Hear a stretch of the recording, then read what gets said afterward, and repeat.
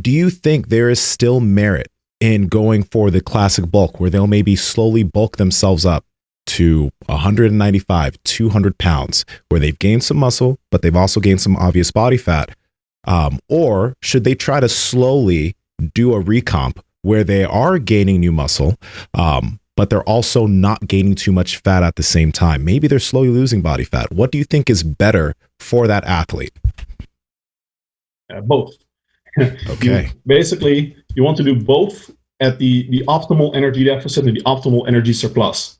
And I think that is actually one of the most important things of nutrition. Like the two sort of big variables, I think, in your training and nutrition are your energy intake and your training volume. Many other things, they matter only because they influence those two things, your energy intake and your training volume. And setting your energy intake and your training volume correctly are therefore one of the most important things you do in a training program. So in terms of bulking, I often distinguish between lean bulking and dreamer bulking. Yeah. Like you have this idea of, I think it's actually a misconception. And when they look at professional bodybuilders, especially from, more 90s, I'd say, 90s, 2000s era, and they're like, whoa, they get fat in the off season. And they're not fat, they're bloated because they're on aromatizing gear. And it's very hard to see the difference, especially through the untrained eye. Like even with a lot of experience, it's very difficult to see the difference between bloating and fat. Also, by the way, between lactose intolerance and fat gain, which I think is another misconception. But they don't actually get that fat, and they put on a lot of muscle mass. So I think overall they do pretty well. But even that aside, you can have a much higher energy surplus as an enhanced athlete than as a natural trainee.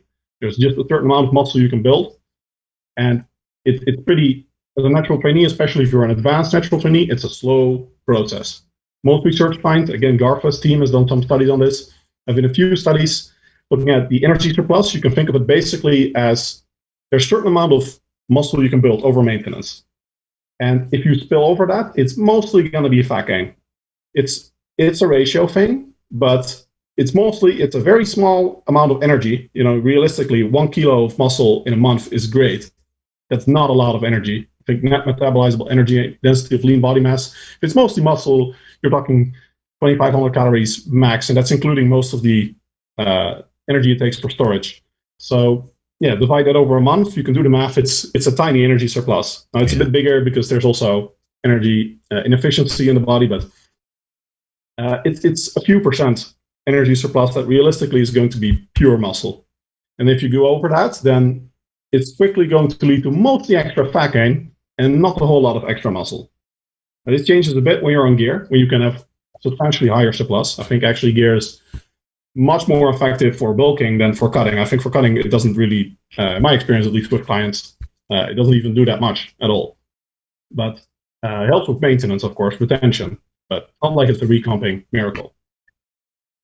Any case, so for cutting, it's the same approach. Like this is optimal deficit, where if you try to be more aggressive, you're going to lose muscle.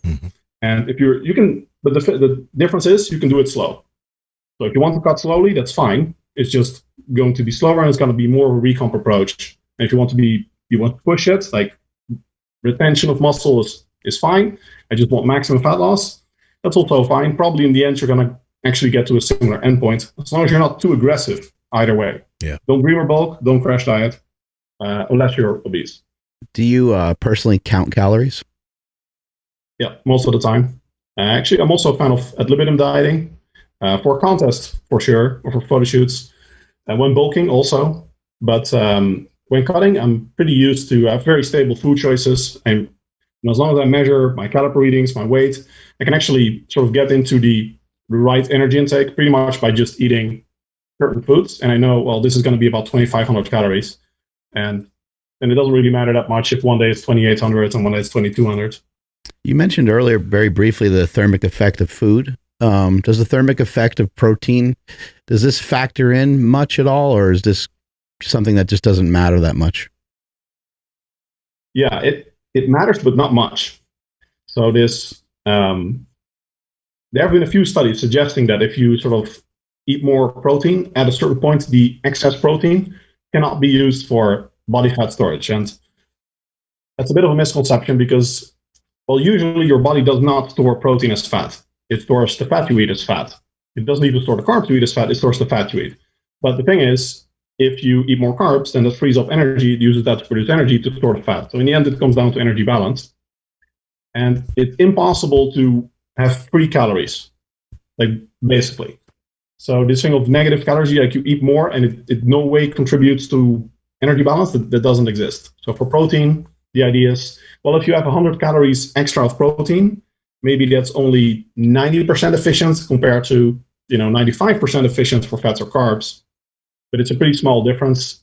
There have been a few questionable studies and a few very well, tightly controlled studies, at least in untrained individuals, by Bray et al., where people in a metabolic ward, everything controlled, they know their exact energy expenditure, they know everything that goes into the mouth of the participants, and they find that diets with various protein levels, from wildly excessive to insufficient, don't have much of an effect when you're overfeeding on the amount of fat you gain.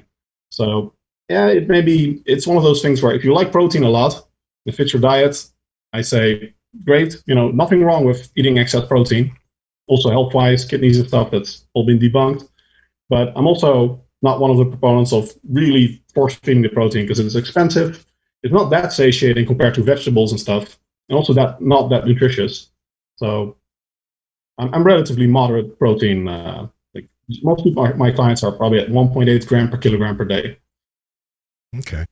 Real quick, I'm curious about the satiating effects of protein that you're talking about. So you're mentioning, as far as fiber from vegetables, or that group, not that you believe, but it is more satiating than getting in a good amount of protein.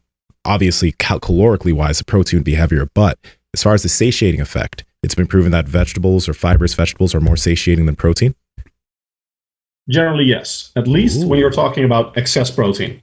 We've done a study on this, randomized controlled trial in trained lifters, where we have them consume 1.8 or 2.7 gram per kilogram per day of protein. Mm-hmm. And lower protein group ate mostly more veggies, boiled potatoes, pretty satiating foods. And in that case, there was basically no difference. In a few other studies, they find that things like mushrooms are both per calorie and even per volume sometimes more satiating than meat, for example. And I mean, if you run the numbers, you can quickly see that, for example, chicken breast, which depending on if you make it with a nice tasty sauce, then it's very easy to eat a lot of chicken breast. The volume shrinks down a lot when you grill it, and then 100 grams of chicken is nothing. And for that, you can have about 600 grams of zucchini, which is a serious amount of zucchini, and it's more than a pound of food. So when you have 100 calories that you have to fill in, you're hungry, I say generally, the 600 grams of zucchini is going to be the way to go compared to 100 paltry grams of extra chicken breast. In these studies, are you aware if they used like meat or if they used like protein powder, protein shakes? Yeah, it's a big confounding factor. A lot of studies, in general, a lot of people think in terms of macronutrients only. And the same macronutrients can have very different satiety profiles depending on which foods you eat. Like a whey shake is not the same as chicken breast that's very ill prepared. So it's like rubber. That's actually very satiating. Like you just can't eat much of that. So but it's both. Most of the studies I think are on whey, but there's also whole food based diets where they just have like different protein intakes from food. They don't supplement, and you find similar effects. How do you help control for hunger and cravings? There are a lot of things. I think satiety management is the most important thing. Like you want a high protein diet, but not necessarily excessively high. High fiber intake, that's a big one. Food volume is another very big one. Like especially if you want to get big, you also need to get rid of your idea of normal portion sizes. You have to eat big, not necessarily in calories, but you need large portions of food. Like if you go to a normal restaurant and you want to get big, if you order the regular courses, you're not going to be satiated, or you have a low appetite. Same if you go to a normal clothing store, the clothes are not going to fit. Those are things you have to deal with. Like if you want to look abnormal in a positive way, you cannot behave normally. If you do the same things everyone does in our society, you're going to look like everyone else. And that's 2/3 overweight, 1/3 obese. So that's not what most people listening here probably want.